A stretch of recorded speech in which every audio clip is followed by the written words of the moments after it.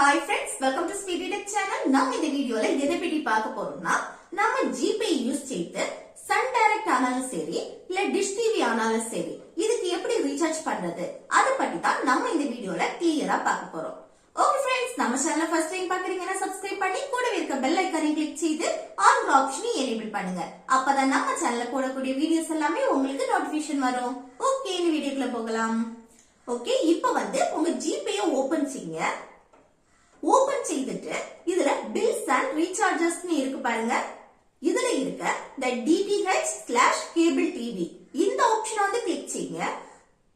Next மேல இருக்க இந்த சர்ச் பார்ல சன் டைரக்ட்னு சர்ச் செய்து சன் டைரக்ட கிளிக் செய்யுங்க.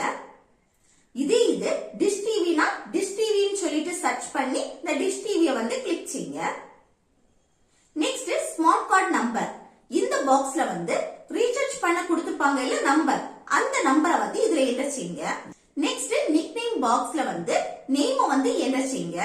இது ஆப்ஷனல் தான், கண்டிப்பா என்டர் பண்ணணும்னு கிடையாது, என்டர் பண்ணாட்டியும் ஒண்ணும் இல்ல. சரியா? இதே நீங்க டிஷ் டிவிக்கு ரீசார்ஜ் பண்றதா இருந்தா இதே சேம் ப்ராசஸ் தான். சரியா? நெக்ஸ்ட் கீழே இருக்க கண்டினியூ ஆப்ஷனை கிளிக் செய்யுங்க. நெக்ஸ்ட் இந்த லிங்க் ஆப்ஷனை கிளிக் செய்து அக்கவுண்ட லிங்க் பண்ணுங்க. நெக்ஸ்ட் இதுல சன் டைரக்டுக்கு ரீசார்ஜ் பண்றதுக்கு நிறைய பிளான் இருக்கு பாருங்க. இதுல நீங்க ரீசார்ஜ் பண்ற பிளான செலக்ட் செய்துட்டு உங்க கூகுள் பே யூபிஐ பின்ன நீங்க என்ன செய்தீங்கன்னா உங்க சன் டைரக்டுக்கு ஈஸியா ரீசார்ஜ் ஆயிடும். இப்படி கூகுள் பே யூஸ் செய்து சன் டைரக்ட் ஆனாலும் சரி டிஷ் டிவி ஆனாலும் சரி நம்ம ஈஸியா ரீசார்ஜ் பண்ணிக்கலாம்.